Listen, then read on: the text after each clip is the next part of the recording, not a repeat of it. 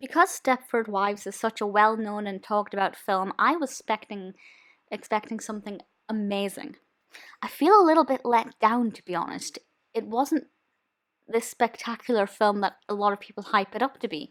That's not to say I didn't enjoy it, or at least enjoy aspects of it, but I'm a bit confused as to why it's so popular, because while the premise is great and the idea is fantastic, the execution was not that thrilling. So this was released in 2004, although it feels a lot older. It feels quite dated.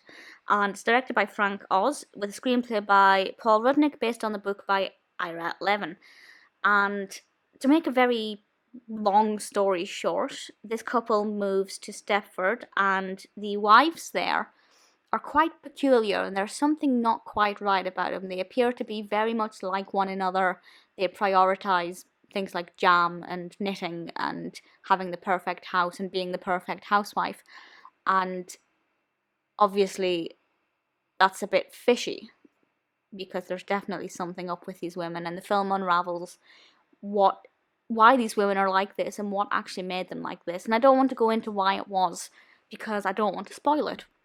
But I will say expect the unexpected. Certainly for creativity, the thing that caused these women to be like this is pretty out there and pretty bizarre, and it pokes fun a lot at suburbia and the suburban lifestyle, where all of these women are just exactly like one another, and their priorities are not necessarily in the right places, and their devotions are not necessarily in the right places either.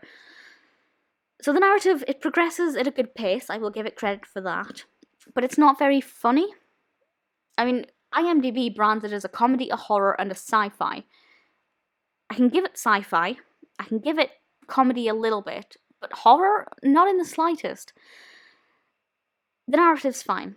I liked the few twists that we had. There were a few unexpected things that happened that kind of kept me engaged more than I would have been if the narrative was really flat. I do like the costumes, we have some lovely scenery. It's just the narrative that kind of let itself down. On the flip side, we do have an amazing cast. We have Nicole Kidman, Matthew Broderick, Bette Midler, Glenn Close, Christopher Walken. It's very well cast, very well acted. The performances are great. They're playing, especially the female actors, the actresses are playing some very unusual character traits. And I think it works very well, and on screen, their performances are great. I just feel like the narrative could have been a little bit better, maybe even a lot better.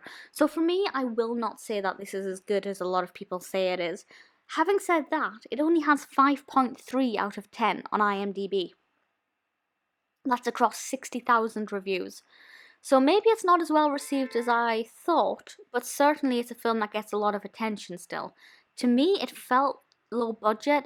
I don't know what the budget was. I don't know if I can find out quickly, but it felt... According to IMDb, the budget was 90 million. I do not think this is a 90 million pound film. It does not feel like that at all. It's also had 3 wins. It won the Golden Trailer Best of Show, the Golden Trailer Most Original, and the Golden Trailer Summer 2004 Blockbuster, all from the Golden Trailer Awards. So it won awards, but only from one awarding body. So that's not that impressive. It's fine. I don't regret the time I spent watching it. I'm glad I can finally say I've seen it. If you're curious about it, I would recommend it, because you might like it more than I did. It's not a bad film, it's just not as good as it seems to be. Stepford Wives, probably won't watch it again, but don't regret watching it.